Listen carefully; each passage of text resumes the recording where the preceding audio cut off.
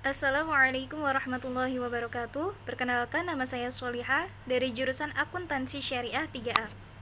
Di sini saya akan menjelaskan sistem keuangan syariah untuk memenuhi tugas mandiri akuntansi syariah.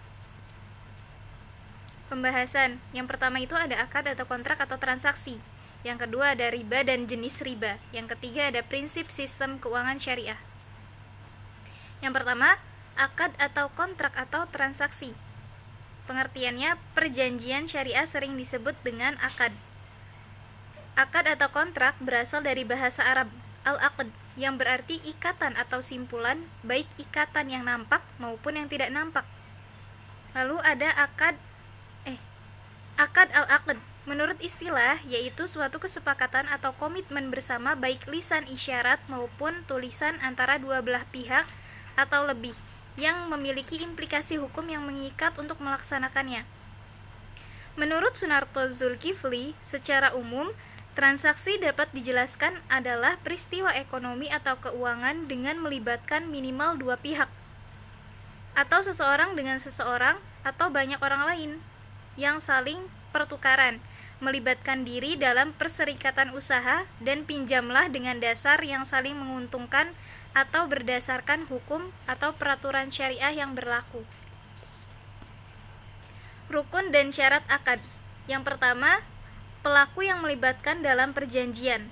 Yang kedua, adanya objek perjanjian. Yang ketiga, adanya ijab dan qabul.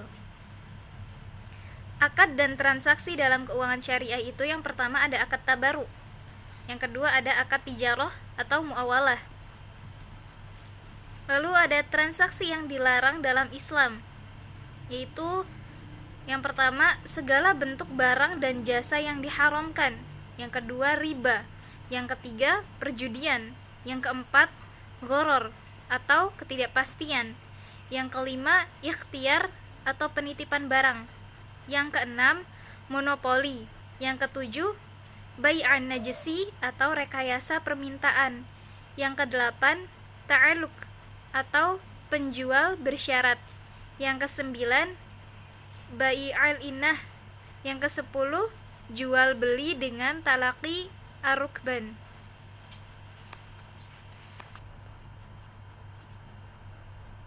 Yang kedua, riba dan jenis riba. Pengertian riba secara khusus, pengertian riba dalam istilah fiqih adalah tambahan khusus milik pihak yang melakukan transaksi tanpa imbalan. Riba merupakan suatu keuntungan yang tidak menimbulkan imbalan yang diwajibkan dalam transaksi penjualan. Menurut Abdurrahman Al-Jaiziri, riba adalah suatu akad yang terjadi dengan suatu pertukaran tertentu. Tidak diketahui apakah sama atau tidak menurut ketentuan syariah atau salah satunya datangnya terlambat. Lalu riba adalah biaya tambahan yang dikenakan pemilik harta kepada peminjam akibat keterlambatan pelunasan utang yang dijanjikan dibandingkan dengan batas waktu yang telah ditentukan. Jenis-jenis riba.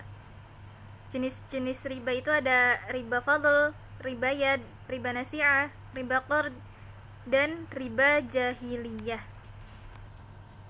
Riba fadl itu ketika kita melakukan penukaran barang sejenis dan menghasilkan kadar atau kuantitas yang berbeda.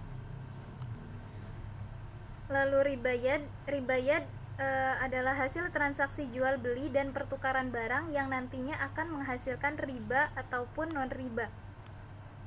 Riba nasi'ah yaitu riba yang merupakan kelebihan yang diperoleh dari proses transaksi jual beli dengan jangka waktu yang tertentu. Riba qard yaitu suatu manfaat atau tingkat kelebihan tertentu yang disyaratkan terhadap yang berhutang. Riba jahiliyah itu merupakan tambahan ataupun kelebihan atas jumlah nominal pelunasan hutang yang sudah melebihi pokok jumlah pinjaman. Lalu prinsip sistem keuangan syariah. Sistem keuangan syariah adalah suatu aturan yang menjelaskan sumber-sumber dana keuangan bagi negara dalam proses alokasi dana tersebut bagi kehidupan masyarakat. Peran utama sistem keuangan adalah mendorong alokasi efisiensi sumber daya keuangan dan sumber daya real untuk berbagai tujuan dan sasaran yang beraneka ragam. Sistem keuangan merupakan tatanan perekonomian dalam suatu negara yang berperan melakukan aktivitas jasa keuangan yang diselenggarakan oleh lembaga keuangan. Nah, tugas utama sistem keuangan adalah sebagai mediator antara pemilik dana dengan pengguna dana yang digunakan untuk membeli barang atau jasa serta investasi. Prinsip syariah dalam sistem keuangan. Yang pertama, kebebasan bertransaksi. Yang kedua, bebas dari maisir. Yang ketiga, bebas dari upaya pengendalian. Yang keempat, semua orang berhak mendapatkan informasi yang berimbang. Yang kelima, harus mempertimbangkan pihak ketiga. Yang keenam, transaksi didasarkan pada kerjasama.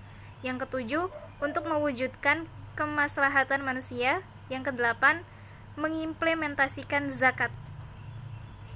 Lalu karakteristik sistem keuangan syariah. Yang pertama, kesejahteraan ekonomi, keadilan sosial ekonomi, stabilitas nilai mata uang, mobilitas dan investasi uang, memberikan pelayanan yang efektif.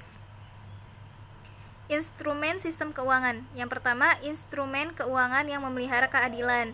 Yang kedua, mekanisme harga yang dapat meningkatkan efisiensi. Yang ketiga, intermediasi keuangan. Terima kasih. Cukup.